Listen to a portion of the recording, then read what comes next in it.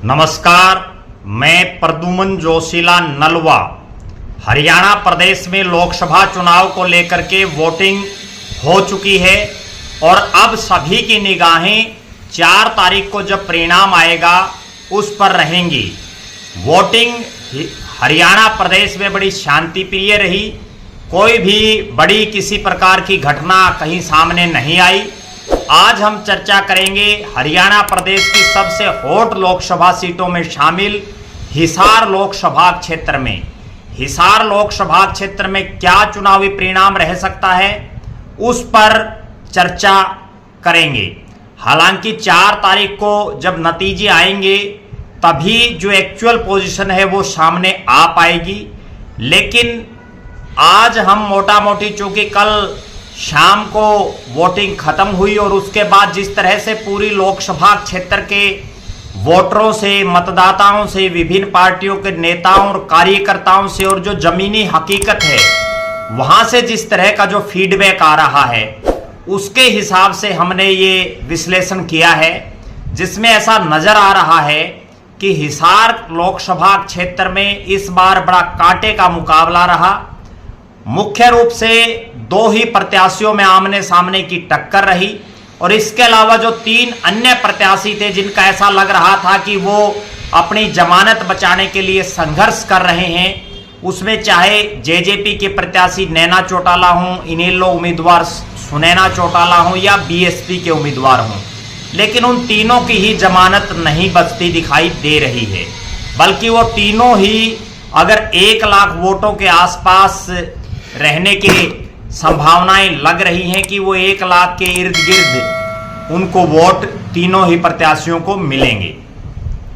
अगर देखा जाए तो हिसार लोकसभा क्षेत्र के 9 विधानसभा क्षेत्रों में ओवरऑल जो रिपोर्ट आ रही है उसके मुताबिक 4 विधानसभा क्षेत्रों में भारतीय जनता पार्टी के प्रत्याशी चौधरी रणजीत सिंह बड़ी बढ़त के साथ जीत रहे हैं। 3 विधानसभा क्षेत्रों में कांग्रेस पार्टी के प्रत्याशी जयप्रकाश जेपी बड़ी बढ़त के साथ जीत रहे हैं और 2 विधानसभा क्षेत्र ऐसे हैं जहां दोनों ही प्रत्याशियों में कांटे का मुकाबला दिखाई दे रहा है, लेकिन जीत उन दोनों हलकों में रणजीत सिंह की दिखाई दे रही है। अगर सिलसिलेवार तरीके से बात करें तो हिसार लोकसभा क्षेत्र में इस बार 11,59,393 मत जो है डले, जो वोटिंग हुई 64.7% यहाँ जो है मतदान हुआ। सिलसिलेवार बात करें तो जो आंकड़ा अभी तक उपलब्ध हो पाया है उसके मुताबिक आदमपुर में 68.3% मत पड़े, 1,22,529। बरवाड़ा में सबसे ज्यादा इस बार 1,27,224, 68.2। बवानीखेड़ा में 1,37,168, 63.8। हांसी में 1,29,117, 63.8। हिसार शहर में 1,09,546, 61.3। नलवा में 1,18,459, 65.3। नारनौंद में 1,38,157, 64.7। उचाना कला में 1,37,652, 63.4 और उकलाना हलके में 1,39,541, 64.4% ये टोटल मतदान हुआ। हालांकि भीषण गर्मी के बावजूद लोग मतदान के प्रति उत्साहित दिखे, लेकिन उम्मीद से कम वोटिंग हुई, जिसका सीधा सीधा फायदा भारतीय जनता पार्टी के प्रत्याशी को दिखाई दे रहा है। अगर सिलसिलेवार तरीके से बात करें तो जिन 4 विधानसभा क्षेत्रों में चौधरी रणजीत सिंह की जीत दिखाई दे रही है, उसमें सबसे बड़ी जीत अगर उनको मिल रही है तो वो मिल रही है हिसार शहर से। हिसार शहर में उनको 45,000 से और 50,000 के बीच में कहीं भी जीत की जो है संभावनाएं नजर आ रही हैं। 1 लाख वोटों की पहले ऐसी उम्मीद थी कि 1 लाख के आसपास वोट होंगे, लेकिन अब 1,09,000 कुछ वोट यहां पड़े हैं। दूसरी बड़ी जीत जो चौधरी रणजीत सिंह की दिखाई दे रही है वो भी अप्रत्याशित है। पहले हांसी में नजर आ रहा था, लेकिन अब ऐसा लग रहा है कि बरवाड़ा में दूसरी बड़ी जीत उनको मिलेगी और बरवाड़ा में उनको 25,000 से 30,000 के बीच में लीड मिलने की उम्मीद है। इसके बाद अगर हांसी की बात करें तो हांसी में 20,000 से 25,000 के बीच में कहीं भी चौधरी रणजीत सिंह बढ़त बनाए हुए दिखाई दे रहे हैं। चौथा जो विधानसभा क्षेत्र है वो भिवानी जिले का पड़ता, बवानीखेड़ा हलका। वहां से रणजीत सिंह को 15 से 20,000 के बीच में जीत हासिल होती दिखाई दे रही है। ये 4 विधानसभा क्षेत्र ऐसे हैं जहां चौधरी रणजीत सिंह जयप्रकाश जेपी के मुकाबले भारी पड़ते दिखाई दे रहे हैं। अब बात करें 3 विधानसभा क्षेत्र ऐसे भी हैं जिनमें जयप्रकाश जेपी चौधरी रणजीत सिंह के मुकाबले भारी दिखाई दे रहे हैं। यहां हालांकि उम्मीद से कम वोटिंग हुई, ऐसा लग रहा था कि बड़ी बम्पर वोटिंग होगी और अगर बम्पर वोटिंग होती तो निश्चित रूप से जयप्रकाश जेपी चुनाव जीतने में कामयाब भी हो जाते। इन तीनों ही विधानसभा क्षेत्रों में सबसे बड़ी जीत जो जयप्रकाश जेपी को दिखाई दे रही है वो नारनौंद हलके में लग रही है। नारनौंद में वो 30,000 से 35,000 के बीच में कहीं भी जीतते दिखाई दे रहे हैं। उचाना विधानसभा क्षेत्र में 25,000 से और 30,000 के बीच में कहीं भी जीतते दिखाई दे रहे हैं। और जो उकलाना विधानसभा क्षेत्र है वहां वो 15,000 से और 20,000 के बीच में कहीं भी जीतते हुए दिखाई दे रहे हैं। ये तीनों ही विधानसभा क्षेत्र शुरू से ऐसा लग रहा था कि जयप्रकाश जेपी को इन्हीं तीनों हलकों से उम्मीद है, लेकिन उम्मीद से कम वोटिंग होने की वजह से इनमें मार्जिन कुछ कम रहेगा।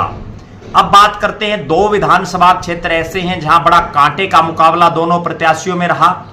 उनमें नलवा विधानसभा क्षेत्र में चौधरी रणजीत सिंह और जेपी के बीच बड़े कांटे की टक्कर दिखाई दी और यहां कुल मिलाकर के 3,000 से लेकर के 6,000 के बीच में कहीं भी चौधरी रणजीत सिंह जीतते दिखाई दे रहे हैं।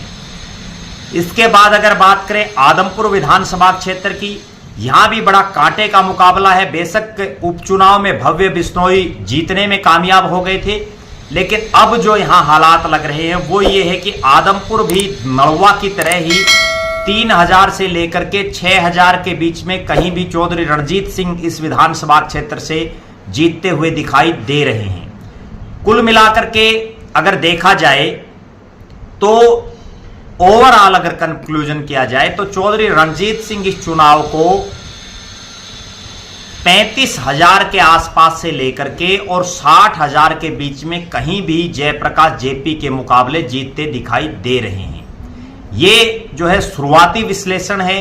ये विश्लेषण जो लोकसभा में विधानसभा वाइज जो वोटिंग हुई है, गांव और वार्डों में जिस तरह के रुझान लोगों ने बताए हैं और जिस तरह की तमाम नेताओं से जो चर्चाएं हुई हैं उसके आधार पर है।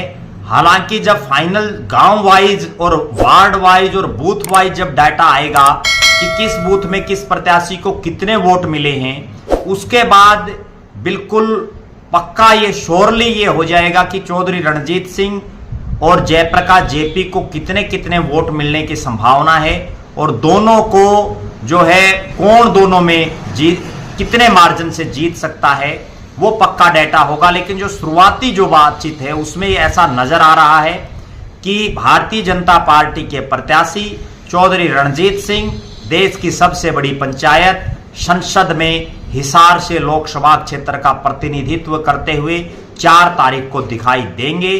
4 तारीख को उनकी जीत 35,000 से लेकर के और 60,000 के बीच में कहीं भी हो सकती है।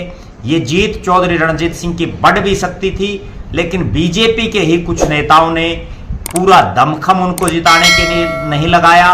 बहुत से नेताओं ने सही ढंग से जो है चुनाव प्रचार और प्रसार नहीं किया, चुनाव को मैनेज नहीं किया और जिन लोगों को यहां जिम्मेदारियां दी गई थी, ये भी एक बड़ी विश्वस्त सूत्रों से जो खबर आ रही है कि उन्हीं के क्षेत्रों में चौधरी रणजीत सिंह हारते भी दिखाई दे रहे हैं। उनके गांव में चौधरी रणजीत सिंह कहीं ना कहीं हारते दिखाई दे रहे हैं।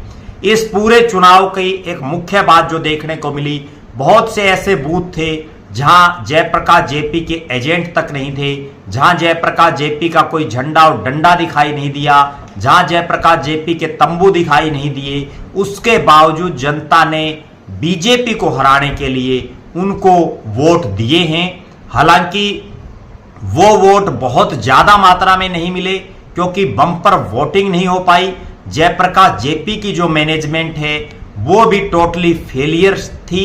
उनके पास किसी तरह के, हालांकि वो पिछले कई सालों से विपक्ष में है और पार्टी का संगठन भी या नहीं है, उसके बावजूद उनकी जो मैनेजमेंट टीम थी उसने भी सही ढंग से काम नहीं किया, वरना ये अंतर बिल्कुल नजदीक भी हो सकता था और हो सकता है गेम पलट भी जाता। लेकिन शुरुआती जो बातचीत है उसके मुताबिक हिसार लोकसभा सीट भारतीय जनता पार्टी के खाते में जा रही है। यहां से चौधरी रणजीत सिंह कांटे के मुकाबले में जीतते दिखाई दे रहे हैं। बाकी हम अगला जो वीडियो बनाएंगे उसमें गांव और बूथ के हिसाब से कहां किसकी बेहतर पोजीशन है, किसको कितने वोट पड़े हैं, उन तमाम चीजों का भी विश्लेषण करेंगे। आप भी अपने कोई सुझाव हों वो हमें फोन के माध्यम से, व्हाट्सएप के माध्यम से या कमेंट के माध्यम से आप दे सकते हैं। आप लगातार हमारे साथ बने रहें। हमारे फेसबुक पेज को लाइक और फॉलो करें, यूट्यूब पर चैनल को सब्सक्राइब करें, बेल आइकन घंटी का बटन अवश्य दबाएं, वीडियो को ज्यादा से ज्यादा शेयर करें, अपने बहुमूल्य कमेंट्स अवश्य लिखें। बहुत बहुत धन्यवाद। आपका अपना प्रद्युमन जोशीला नलवा।